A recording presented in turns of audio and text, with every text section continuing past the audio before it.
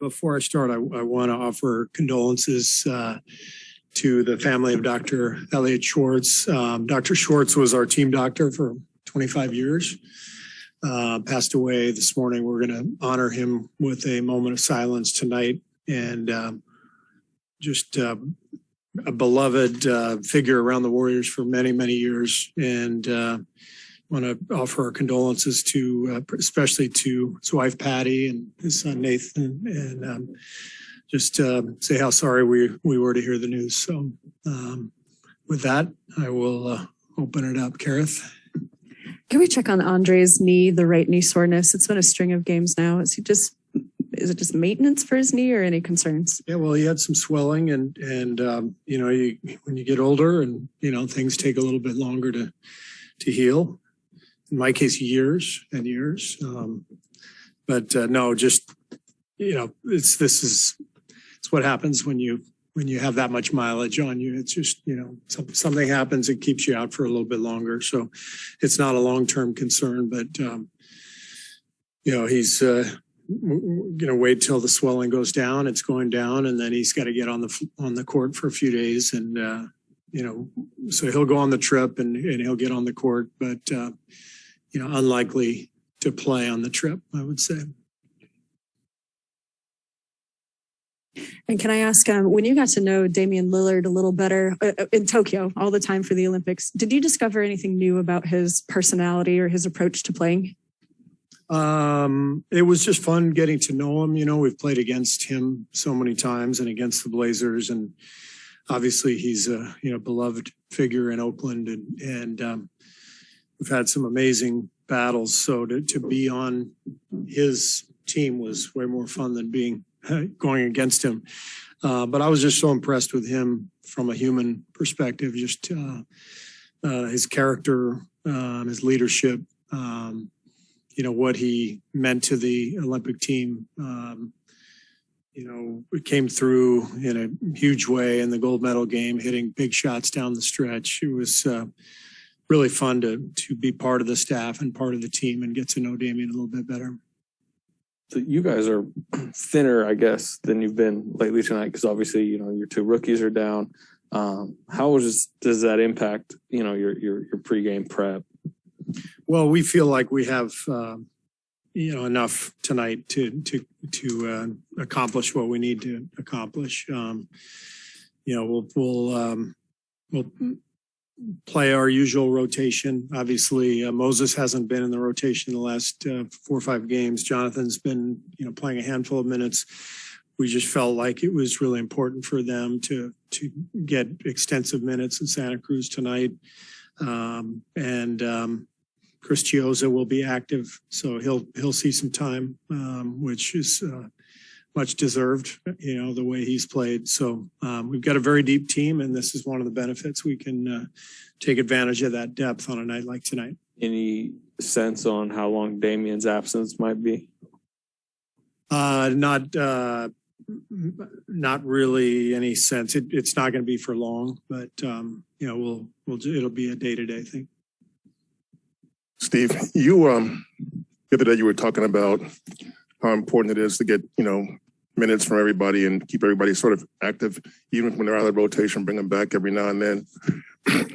Is this the hardest you've had to juggle that situation with this team, this roster? It's been hard in the past too. You know, my first year we had David Lee coming off the bench and Mo Spates and Sean Livingston, LB. We had a really deep team, and you know, I was trying to juggle minutes, and it wasn't always easy. And same way this year, you got a lot of guys who deserve to play, and on any given night, there's going to be a couple guys who get left out of the rotation. So it's a big part of coaching is just to, you know, keep guys you know, on board and making sure they're okay, and talking them through the times when they're out of the loop, and making sure they're staying engaged because their time is going to come again. And that's what made Juan's return so powerful, not just for himself, but for the team as an example to the whole group. You know, you just got to stay ready like Juan did, and you find yourself right back in the thick of things. I don't know how well you know Chauncey, but going back to your first year, I mean, what do you think of when you think back? What were the biggest challenges in your first year, and maybe the challenges that any first year coach faces? I think looking back at that year, you think you're going to have more time to implement things than you actually do. You know, the season comes and you got games every other night, and you know, you thought you'd get everything in during training camp. You didn't get a few things in, and then you feel like you're falling behind a little bit, and then, you know, certain circumstances show up in a game where, you know, you've got a special situation where maybe you're out of timeouts, the ball's coming out of bounds in a weird place, and you don't have a play for that spot because you haven't had time to put it in. And that's a lonely feeling, you know. What I learned though is that everybody feels that way even after, you know, 20 years. In my case, 7.5. I mean, there's just stuff that happens that it's going to catch you. Not necessarily off guard, but in some ways unprepared. And you've got to try to do your best to cover everything, but there's always weird stuff that happens, and you have to rely on the team and their intellect and their feel sometimes to just you know, handle a certain circumstance. Chauncey's got Damian, who's, you know, a good leader.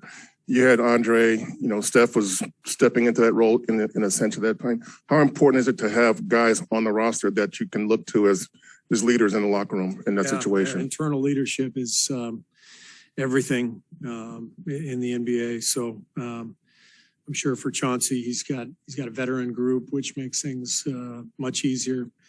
They're a talented team. They've been playing well after a slow start. So he's doing a good job. Have you been able to watch the recent Clay scrimmages? Yeah. What you have any takeaways?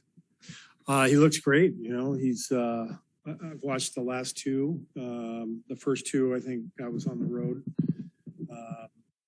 But I would say that, you know, he's shooting the ball really well. The biggest thing is he's just got to get more comfortable playing longer minutes. You know, we're sort of playing short burst scrimmages, you know, 3 minutes, 4 minutes at a time, and then get a couple minutes rest and another 3 or 4 minutes. And his conditioning is going to improve, and he knows it needs to improve after 2.5 years off. So he's just got to keep extending those runs and find the ability to play through the fatigue and get to the point where he can play a long stretch and still shoot it well, still defend at a high level, do all that stuff. So as I've said many times, 2.5 years is a long time to go without playing at all. So he's got a lot of work ahead of him, but he looks good. James still not able to do full contact. James went through practice with us this morning, shoot around,